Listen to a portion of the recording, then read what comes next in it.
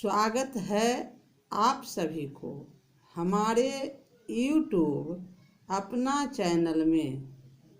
आज लाई हूँ एक छोटी सी कहानी आप सभी के लिए। इससे पहले आपसे ये आग्रह है कि अगर आप चैनल पर नए हैं तो चैनल को सब्सक्राइब कर लें ताकि हमारे वीडियो की नोटिफिकेशन आप तक पहुंच सके।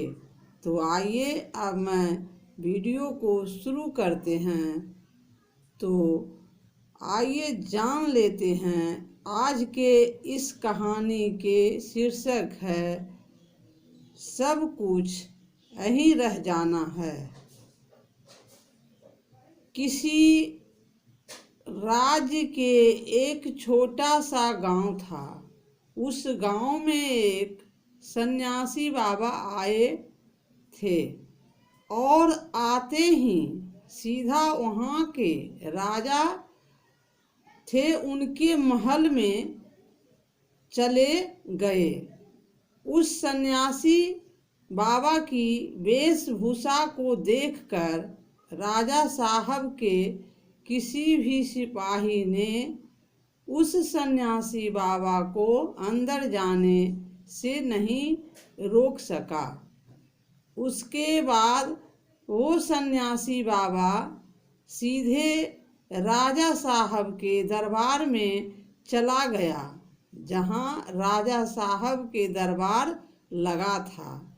सन्यासी बाबा को अपने सामने खड़े देखकर राजा साहब ने उस सन्यासी बाबा से पूछते हैं कि हे बाबा, आप कौन है और क्या चाहते हैं जो आप इस तरह हमारे दरबार में आकर खड़े हो गए। इस बात पर सन्यासी बाबा ने बोले, हे राजा, अगर आप पूछते हैं तो सुनो। मैं एक आध्यात्मिक गुरु हूँ और प्रवचन देने के लिए दूसरे राजा के पास दूसरे राज्य में जा रहा था। लेकिन हे राजा साहब, अब दिन ढलने को आया है तो आज रात मैं आपके महल में ही रहूँगा। रात बिताने के लिए मुझे थोड़ी जगह चाहिए। सन्यासी बाबा की बात सुनकर राजा साहब ने बाबा से बोले कि हे सन्यासी बाबा, ये एक राजा का महल है। यह कोई विश्राम आलय नहीं जो आप रात में यहाँ रुकना चाहते हैं। आप बाहर जाइए, वहाँ रहने की आपको कोई न कोई जगह मिल जाएगी।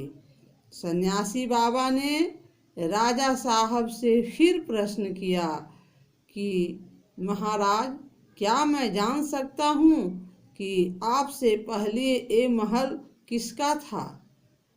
राजा साहब ने उस सन्यासी बाबा की बात सुनकर यह बोले कि हमसे पहले ये महल हमारे पिताजी का था, क्योंकि मुझसे पहले यहाँ का राजा वही थे। सन्यासी बाबा ने फिर से प्रश्न किए कि अच्छा, तो अब आपके पिताजी कहाँ हैं? राजा साहब ने सन्यासी बाबा से बोलते हैं कि अब वो इस दुनिया में नहीं रहे। उनके मरने के बाद तो मैं यहाँ का राजा बना। सन्यासी बाबा बोलते हैं कि अच्छा, तो आपके पिता से पहले ये महल किसका था? सन्यासी बाबा ने फिर से प्रश्न पूछते हैं। इस बात पर अब राजा को बहुत गुस्सा आने लगा, लेकिन फिर भी उसने शांत होकर जवाब दिए कि मेरे पिताजी से पहले ये महल मेरे दादाजी का था और अब वो भी इस दुनिया में नहीं है।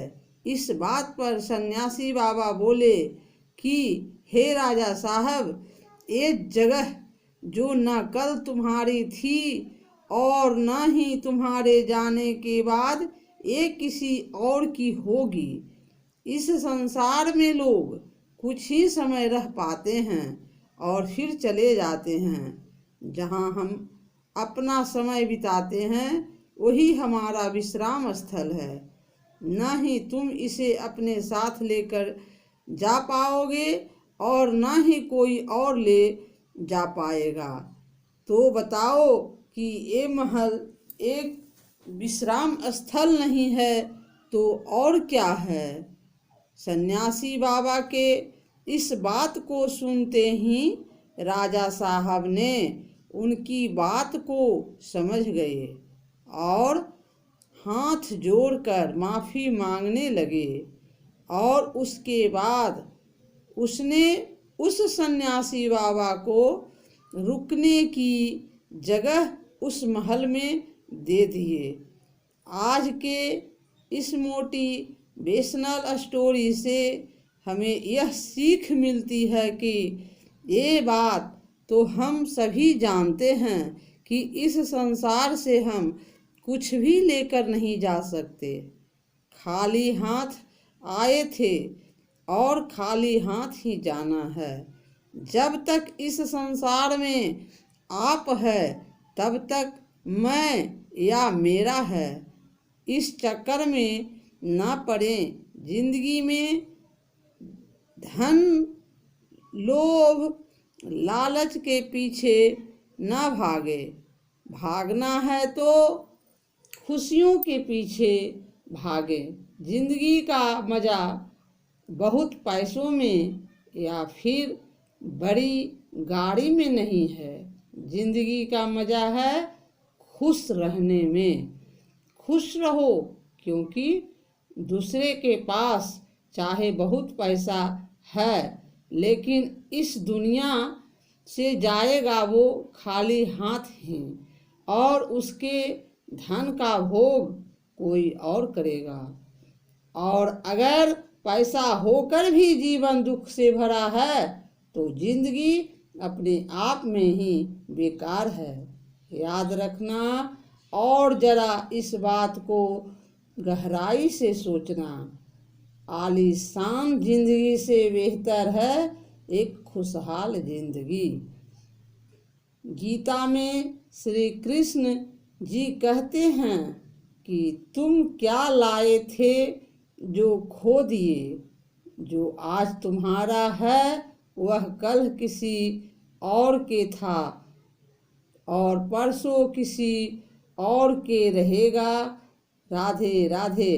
वीडियो को लाइक, शेयर तथा सब्सक्राइब भी करें।